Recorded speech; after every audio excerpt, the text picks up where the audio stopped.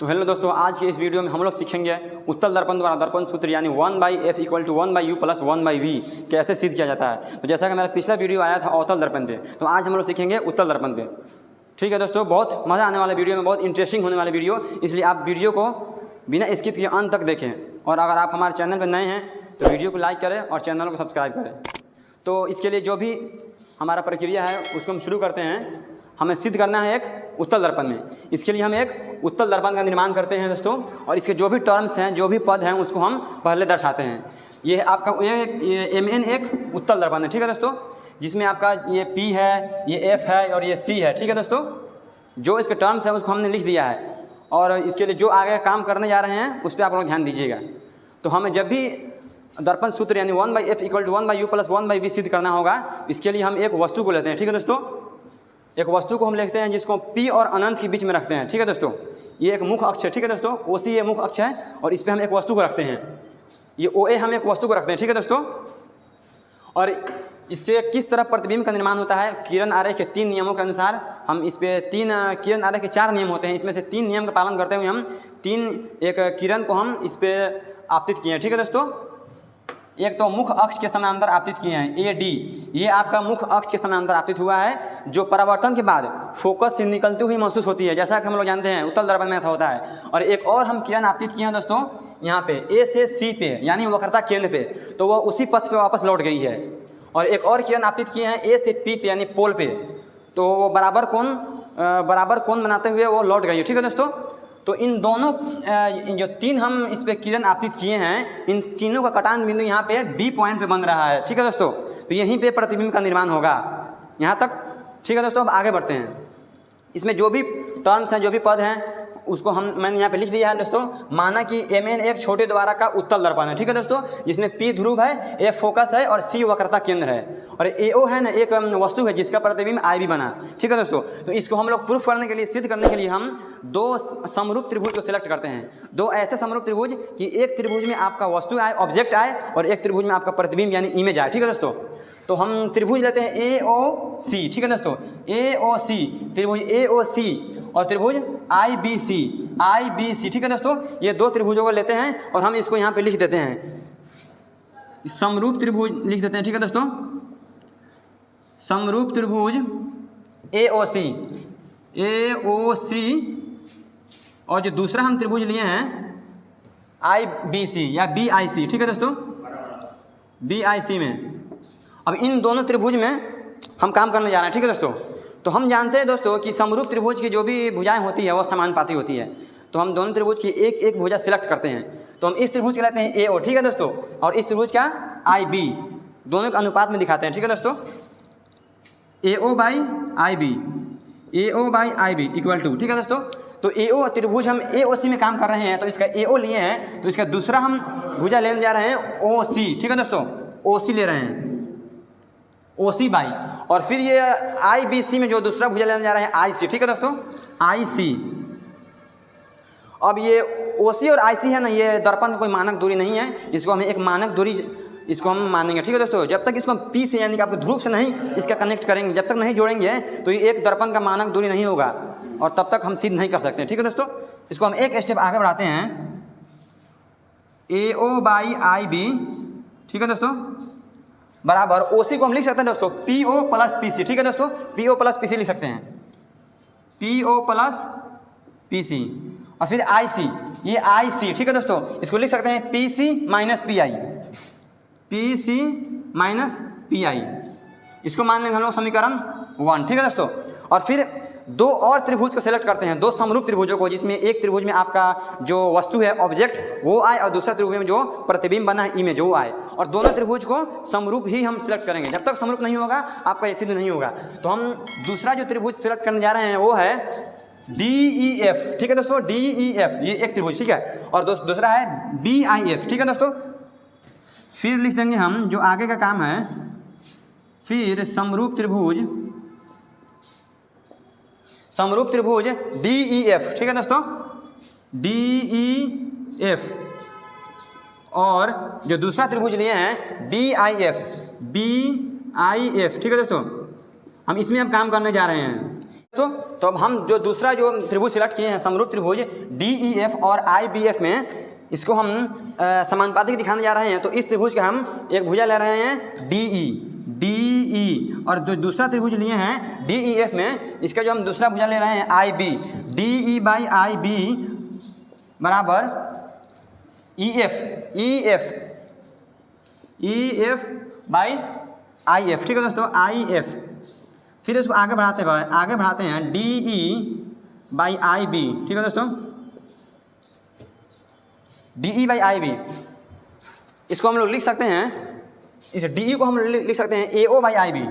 अभी ये DE की जगह पे AO कैसे आया है, इसको भी हम आपको लोगों के सामने बताने जा रहे हैं। इसको लिख सकते हैं EF बाई IF। ये देखो IF, इसको हम लोग लिख सकते हैं PF माइनस PI। ठीक है दोस्तों, PF माइनस PI। ठीक है दोस्तों, अब ये DE के जगह पे OA कैसे आया है दोस्तों, इसको हम बता रहे हैं। देखिए ये AD OP के समानांतर है। ठीक है दोस्तों, और समानांतर रेखाओं के बीच की दूरी, पैरेलल लाइंस के बीच की दूरी हमेशा बराबर होती है। तो इस हिसाब से आपका जो AO है वो DE के बराबर हो जाएगा। इसको लिख दे रहे हैं, चूँकि AD समानांतर है आपका OP। ठीक है दोस्तों, OP, इसलिए आपका जो AO है AO वो आपका DE के बराबर होगा। ठीक है दोस्तों, DE के बराबर होगा। इसको हम लिख दिए। ठीक है दोस्तों, अब फिर इसको आगे बढ़ाते हैं OR AO by IB equal to, अब यहाँ देखिए EF दोस्तों, ये देखिए EF, ये भी आपका दर्पण का कोई मानक दूरी नहीं है। तो इस EF की जगह पे हम लोग लिखने जा रहे हैं PF। EF की जगह पे हम लिख रहे हैं दोस्तों PF। अब ये EF की जगह पे PF कैसे आया है, इसको भी हम आप लोगों को सामने बता रहे हैं। ठीक है दोस्तों, देखिए दोस्तों, ये आपका जो दर्पण है ना, छोटे द्वारा का दर्पन है। ठीक है दोस्तों, और इस पे ये D बिंदु है ना, ये D आपका ये लंब है। ठीक है दोस्तों, DE आपका OC पे लंब है। तो ये जैसे जैसे आपका ये D P के नज़दीक आएगा तो आपका ये E बिंदु P पे आ जाएगा। इसका मतलब E बिंदु P पर ही होगा, इसलिए आपका P आपका जो EF PF के बराबर होगा। ठीक है दोस्तों, इसको हम लिख दे रहे हैं, चूँकि दर्पण छोटे द्वारा का है। ठीक है दोस्तों, दर्पण छोटे द्वारा का है। तो आप लोग वीडियो को बने रहिएगा दोस्तों।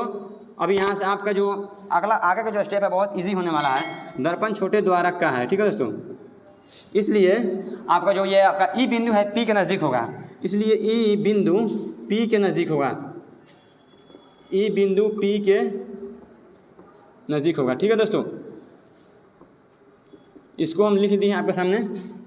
अब यहाँ से आगे बढ़ते हैं और इसको हम मान लेंगे समीकरण 2। ठीक है दोस्तों, अब यहाँ पर इन दोनों समीकरण को अगर हम लोग गौर से देखें तो इन दोनों का जो आपका ये LHS है, ये आपका LHS AO बाई IB और इसका भी AO बाई IB, तो दोनों बराबर है। ठीक है दोस्तों, तो इस हिसाब से आपका इन दोनों समीकरण का जो RHS है वो भी बराबर हो जाएगा। ठीक है दोस्तों, तो अभी इसको लिख लेना है समीकरण 1 और 2 से।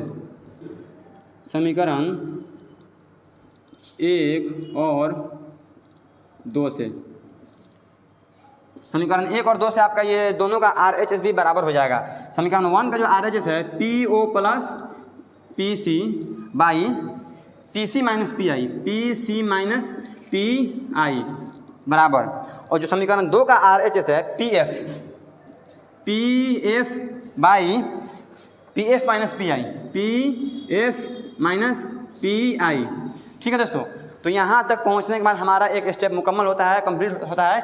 और अब ये जो भी दूरियाँ मिली हैं दोस्तों, इन दूरियों को हम दर्पण की दूरी से जोड़ेंगे। जब तक हम दर्पण की दूरियों से नहीं जोड़ेंगे हमारा सिद्ध नहीं होगा। तो हम दर्पण की दूरियों से, इसको हम नई कार्तीय परिपाटी कहते हैं, जिसको चिन्ह परिपाटी भी कहते हैं, उसमें जोड़ते हैं। PO, P से यानी O की दूरी, यानी जिसको हम लोग बोलते हैं वस्तु दूरी, इसको हम लोग U से डिनोट करते हैं। और यहाँ पे हम लोग लिख देते हैं माइनस U। और ये U माइनस में क्यों आया है, चूँकि है ना आपका ये आपतित किरण इधर जा रही है और हम लोग इसके उल्टी दिशा में दूरी माप रहे हैं, इसलिए ये माइनस में हुआ है, माइनस U। ठीक है दोस्तों, फिर प्लस P से C की दूरी यानी वक्रता त्रिज्या। ठीक है दोस्तों, इसको हम लिख देते हैं R, minus U plus R by, फिर P से C की दूरी, इसको R, माइनस P से I की दूरी यानी प्रतिबिंब दूरी, इसको हम लोग लिख सकते हैं V। ठीक है दोस्तों, बराबर P से F की दूरी यानी फोकस दूरी, जिसको F से डिनोट करते हैं, इसको F लिख दे रहे हैं। ठीक है दोस्तों, F इक्वल टू P से F की दूरी, ये भी F होगा, F माइनस P से I की दूरी यानी प्रतिबिंब दूरी। ठीक है दोस्तों, इसको V लिख देते हैं। अब यहाँ से क्रॉस मल्टीप्लिकेशन करेंगे, आपका यहाँ से जो स्टेप है बिल्कुल इजी होने वाला है। U minus UF। ठीक है दोस्तों, और फिर माइनस माइनस प्लस हो जाएगा यू वी, ठीक है दोस्तों, प्लस यहाँ पे देखिए ये आर है दोस्तों, आर की जगह हम लोग 2f रख सकते हैं, इसको एक स्टेप बढ़ा दे रहे हैं आप लोगों के सामने, ठीक है दोस्तों। यहाँ पे आर आ रहा है दोस्तों, आर को जब तक हम लोग एफ में नहीं कन्वर्ट करेंगे तब तक हमारा सिद्ध नहीं होगा, क्योंकि सिद्ध करने में हमारा कहीं भी आर नहीं आ रहा है, एफ आ रहा है, ठीक है दोस्तों। तो माइनस यू प्लस आर बराबर 2f लिख सकते हैं दोस्तों, 2f बाई, फिर आर की जगह पे हम लोग यहाँ पे लिख सकते हैं 2f minus V equal to F by F minus V. अब यहाँ से इसको हम लोग तिर्यक गुना कर सकते हैं, क्रॉस मल्टीप्लिकेशन कर सकते हैं, ठीक है दोस्तों। O R minus U F plus U V, फिर यहाँ से गुना करेंगे तो plus 2f square minus 2f we बराबर 2f square minus F we, ठीक है दोस्तों। अभी इन दोनों पक्ष में हम लोग ये दो मिला है RHS और LHS, इन दोनों में देख रहे हैं ये प्लस में 2f स्क्वायर है, इधर भी प्लस में 2f स्क्वायर, दोनों कैंसिल हो सकता है, ठीक है दोस्तों। अब देखिएगा यहाँ से आपका जो स्टेप है बिल्कुल ईजी होने वाला है, हम इस UV को छोड़कर इन सभी को उधर भेजते हैं, ठीक है दोस्तों। आपका UV माइनस 2FV, इसी UV को छोड़कर हम सबको को इधर भेज रहे हैं, ठीक है दोस्तों। ये इधर क्या है, माइनस में FV है, ठीक है दोस्तों, माइनस में FV है, और यहाँ पे माइनस में 2FV इधर आएगा तो प्लस में हो जाएगा 2FV, ये माइनस में आपका UF है तो हो जाएगा प्लस में UF, ठीक है दोस्तों। OR UV देखिए ये 2F प्लस में है और 1F माइनस में है, तो दोनों इसमें से ये घटेगा तो आपका आ जाएगा 1FV प्लस UF, ठीक है दोस्तों। अब इन दोनों में जो हमारा मिला है UV बराबर FV प्लस UF, इन दोनों में हम लोग F कॉमन ले सकते हैं दोस्तों, F को हम कॉमन लेने जा रहे हैं, यहाँ से F को कॉमन लेने आपका बच जाएगा V प्लस U, ठीक है दोस्तों। फिर यहाँ पे लिख दे रहे हैं आपका ये F गुना में है, इधर आएगा तो भागा में यानी बट्टा में हो जाएगा, ठीक है दोस्तों। UV by F equal to V plus U, ठीक है दोस्तों। अब हम इस जो UV है इसको हम लोग भेजेंगे इधर RHS में, ठीक है दोस्तों, तो 1 बच जाएगा 1 by F equal to V plus U by आपको हो जाएगा UV, ठीक है दोस्तों। अब यहाँ से आप लोग थोड़ा बढ़िया से देखिएगा, बहुत इजी होने वाला है। OR 1 बाई F इसको लिख सकते हैं, देखिए ये V के आपके हर में यानी बट्टा में भी UV है और प्लस में U के बट्टा में भी UV है, तो हम दोनों के बट्टा में UV लिखते हैं, जिसको वियोजन कहते हैं, V by UV plus U by UV। देखिए V से V कैंसिल हो जाएगा, ठीक है दोस्तों, और यहाँ पे U से U कैंसिल हो जाएगा, एक मरतबा हुआ है, ये भी एक मरतबा हुआ है। तो अब हमारा जो ये स्टेप है दोस्तों यही हमारा सिद्ध करने वाला है, 1 by F equal to 1 by U plus 1 by V। देखिए दोस्तों यही सिद्ध करना था दोस्तों, बिल्कुल ईजी है दोस्तों, इतना शॉर्ट ट्रिक शायद ही आपको कहीं मिलेगा दोस्तों। तो अगर आप अभी तक हमारे चैनल को सब्सक्राइब नहीं किए दोस्तों, जाते जाते प्लीज़ सब्सक्राइब कर दें, और मेरा जो पिछला वीडियो है उत्तल दर्पण पे उसको भी आप लोग लिंक में डिस्क्रिप्शन में लिंक दिया जा चुका है, उसको भी लिख सकते हैं, ठीक है दोस्तों। चलिए फिर मिलते हैं अगले वीडियो में। Subscribe now and press the bell icon, never miss an update.